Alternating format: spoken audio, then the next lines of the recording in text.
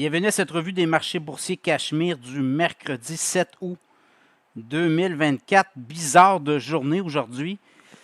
On avait quand même débuté le tout dans le vert, mais pas à peu près. Et là, ça a changé tout pour tout autour des fins d'avant-midi, début d'après-midi. Qu'est-ce qui s'est passé?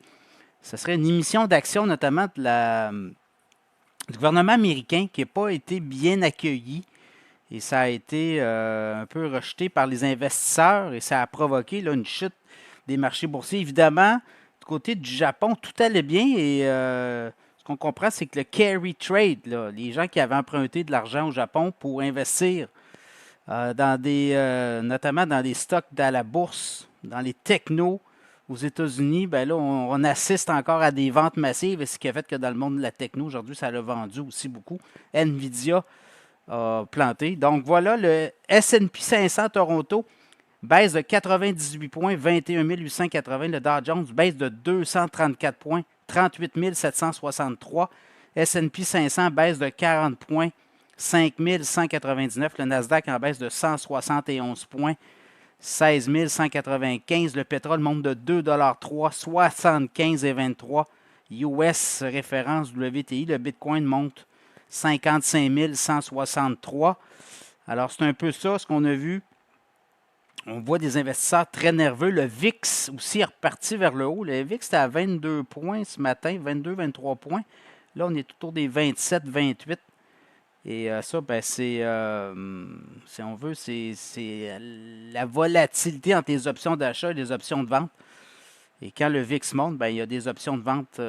Donc, ça témoigne un peu là, de la fébrilité, mais on parle d'indice de la peur, donc ça sera à surveiller. Là, si je regarde autre chose dans tout ce qui est touristique, ça n'a pas bien été. Là. Airbnb a planté de 13,4 %. Et là, ça a suivi TripAdvisor aussi, Expedia, Booking, des gros poids lourds, notamment dans le secteur du tourisme et du voyage. Dans les techs, Nvidia a perdu 5 %, Meta 1 %, Tesla 4,4 %. Donc, c'est un peu ça. Je regardais au Canada, Air Canada, des revenus en hausse, mais quand même des profits en forte baisse. Et là, ben, ça a été mal accueilli. Là. Le titre d'Air Canada a baissé et depuis un certain temps, le titre d'Air Canada, depuis un an, là, l'an passé, c'était autour de 22,69. Là, on est à 14,93. Est-ce qu'on va être capable de trouver le fond du baril pour partir? Je regarde, les revenus ne sont pas mauvais. 5,5 milliards de revenus au deuxième trimestre. C'était 5,4 milliards au même trimestre l'an passé, mais les profits ont beaucoup baissé. Ça a déçu 410 millions de profits nets versus 838 millions. Donc, le titre s'est fait massacrer. Shopify a très bien fait. Le titre a monté de 4,50 $. Je vous avais parlé de Shopify au mois de mai dans l'infolette financière. Le titre est à 79. Le titre est rendu à 87,87 et je pense que là, la machine Shopify est repartie vers le haut. Ça sera à surveiller. C'est un titre qui était à 122 $ en février.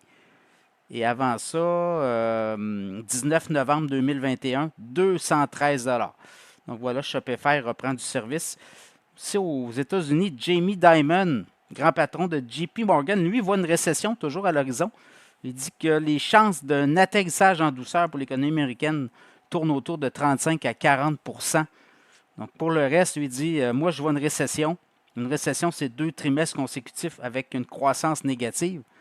Au Québec, on connaît ça. Au Canada aussi, on a connu ça dans les derniers trimestres. Et on flirte encore avec la récession au Canada.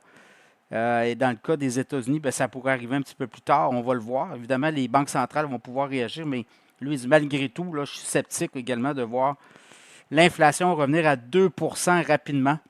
Il n'y croit pas. Donc, c'est un peu ça. Donc, ça fait à peu près le tour. Demain, on va voir là, si tout ce qui vient du Japon, ça va se poursuivre. Les ventes massives, notamment dans les technos. Voyez-vous, l'indice, quand même, Nikkei a fini dans le vert aujourd'hui, en hausse de 1,2 %. C'est peut-être aussi un grand nettoyage des tuyaux. L'été est propice à ça, le mois d'août, le mois de septembre, mais ça pourrait peut-être repartir quelque part au mois d'octobre. Ça sera à surveiller.